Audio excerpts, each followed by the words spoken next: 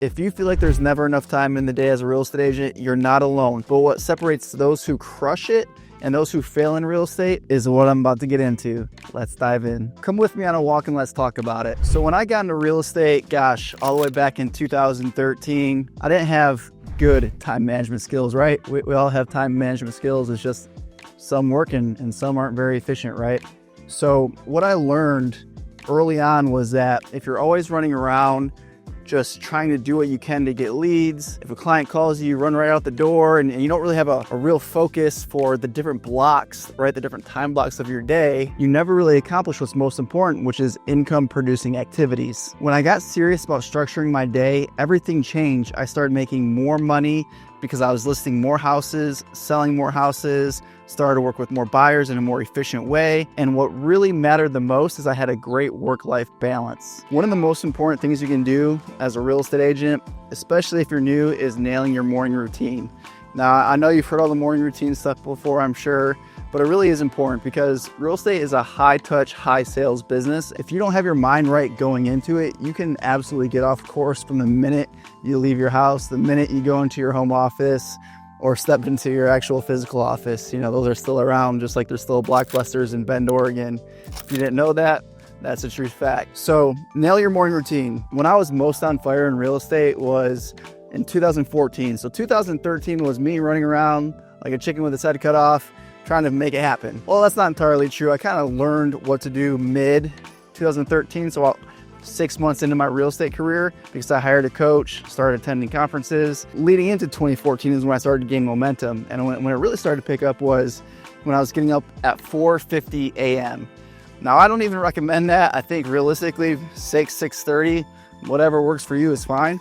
But what was working for me at the time was getting up at 4:50 because there was a men's workout called F3, which stands for Faith, Fellowship, and Fitness. Free workout. They're all around the country. You can go to f3nation.com, I believe it is. Really cool. I did that for about a year and a half, 2 years. Workout starts at 5:30, hour workout. Get back home around 6:45, depending on how far the workout away was that day, because they're all over your city. They're outside, they're in gymnasiums, whatever. But anyways, I'd get back, shower up, have breakfast, and I'd work on my mindset. Spend time in prayer, affirmations, simple things like that in the morning are going to make a big difference. So just A, moving your body, working out, B, mindset or prayer time, journaling, gratitude, affirmations, and thinking about what are the 3 most important things to do in your day. And what's cool as a real estate agent, it's actually pretty simple. What you got is prospecting, and we're going to talk about that. You got lead follow-up, you got negotiating contracts, going on buyer appointments, listing appointments, admin. Everything else is really just noise, and to be quite honest, a lot of them are a waste of time, like messing around with your Facebook page all day. You want to focus on income producing activities, IPAs. Getting a little windy, hopefully it's not too bad here on the mic, but what do you actually do when you leave the office? I would usually leave about 7:45 because I could get to the office at 8, and on my way in I would just do a quick 15-minute role play. You can do 30 minutes if you feel like you really need the practice, if you're newer to it or whatever, but on the way in I would actually run through my scripts with a role play partner. Sometimes I would do it at the office, but I got to the point where I could just do it in the car, freshen up. You eventually memorize the scripts if you're practicing a lot. So I would run through my role plays, get to office 8 a.m. I'd be on the phones calling, seller prospecting, expired listings for sale by owners. And after that, so that's about 8 to 9. So that's really from 8 to 11. From 11 on, you're going to be doing lead follow-up. So 11 to noon, you're going to be doing lead follow-up. That's hot leads. That's following up with all your nurtures, things like that. 12 to 1, I would take a lunch and do some light admin while you're doing that if you worked out in the morning. If you didn't work out in the morning, I ended up transitioning to where I like to work out at lunch. I found for me that prospecting is, mentally fatiguing a little bit.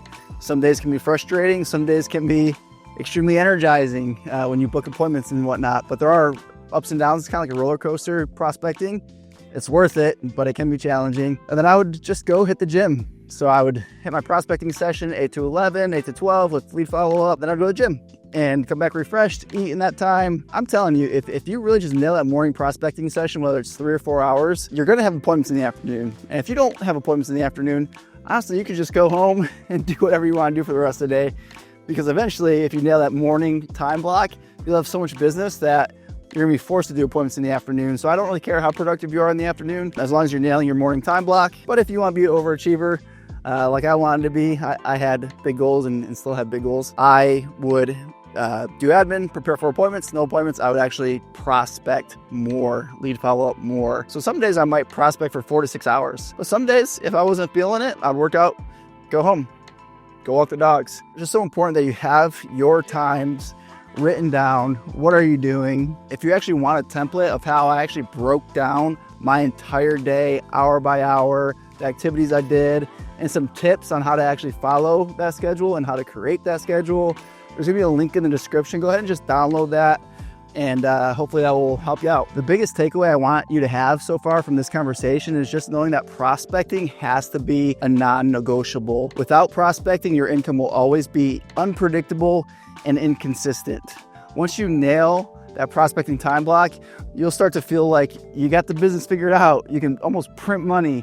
You could transplant into any city around the country and know that you can reproduce your success because you built the skill sets and the discipline necessary to be a top producing agent. I'd like to dive in a little bit deeper to what you're actually going to be doing while you're in your lead follow-up time block, because oftentimes you kind of think, well, you know, I followed up with these people yesterday, or I got no one new to follow up with, you know, what even is a lead? You know, there's a lot of questions and uncertainty that can come around it. So I look at it like this. A lead is essentially someone that you talk to, and this refers specifically to seller prospecting. Buyer leads are different. I'll do another video on that.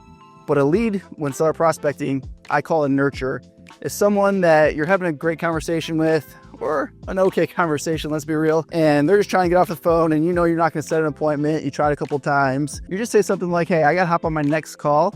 But just out of curiosity, when you do decide to sell your home, whether it's in the fall like you mentioned, or heck, even next year, do you have an agent that you would use to sell your home this time around? And if they say no, then that's a nurture. Pretty simple. So then you follow up with, awesome, I'd love to send you some information. They'll say, okay. They think you're just gonna mail it to them, and then you just follow up with, what's your best email? So now you have more complete contact information for that prospect.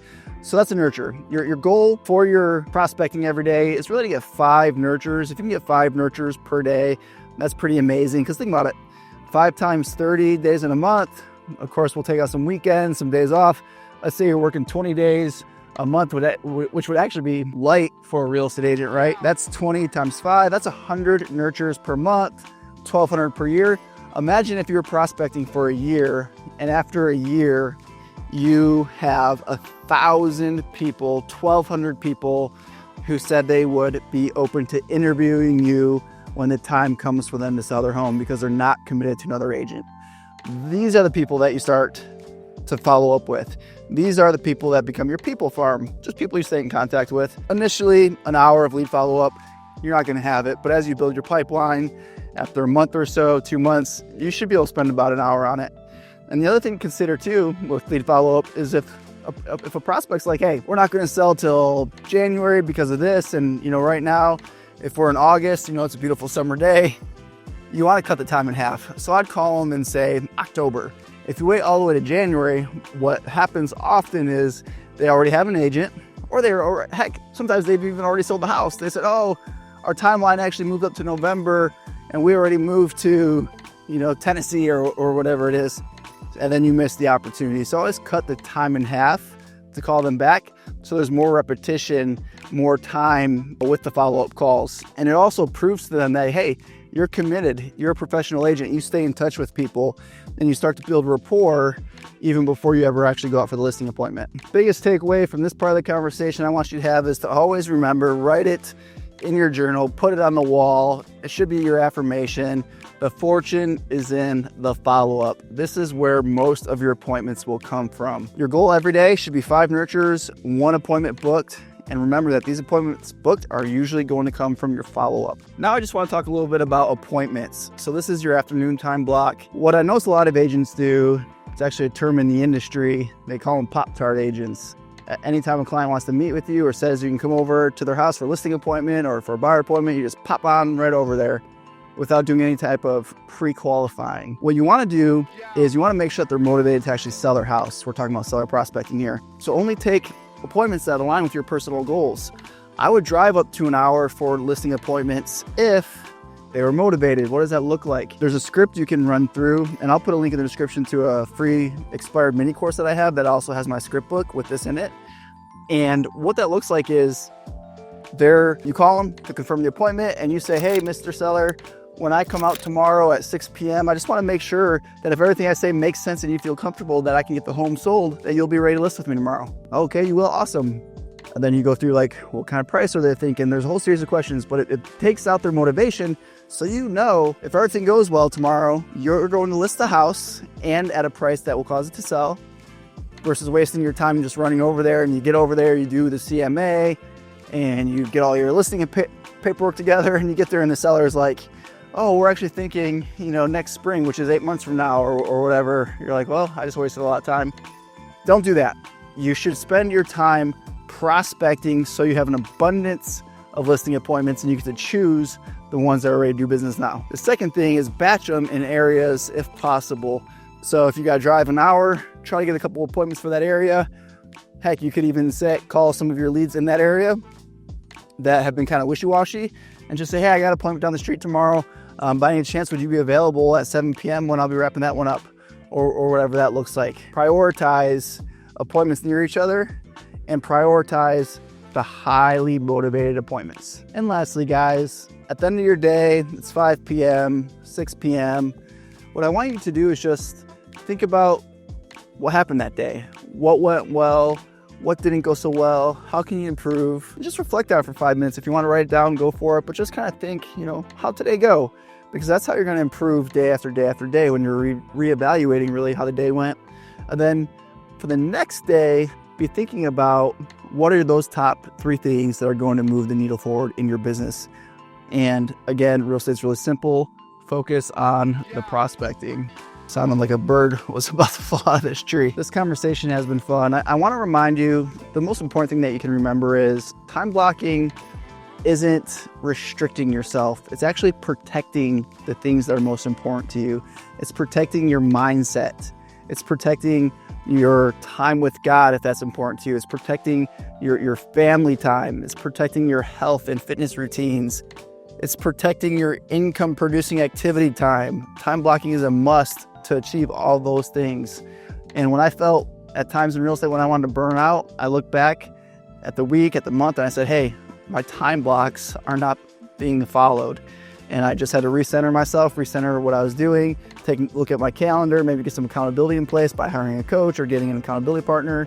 And then I got rebalanced again and the business took off again versus feeling kind of stuck and heavy. All right, guys, if this was helpful to you and you're looking for some mentorship or just want those scripts or the time management template and tips, there's links in the description for all of it. Appreciate you hanging until the end. If you made it this far, give me a hashtag #EndCrew. That would be awesome. Lets me know who made it to the end. Now, if you have any questions, put in the comments, subscribe to the channel. That does really help. And I will see you in the next one.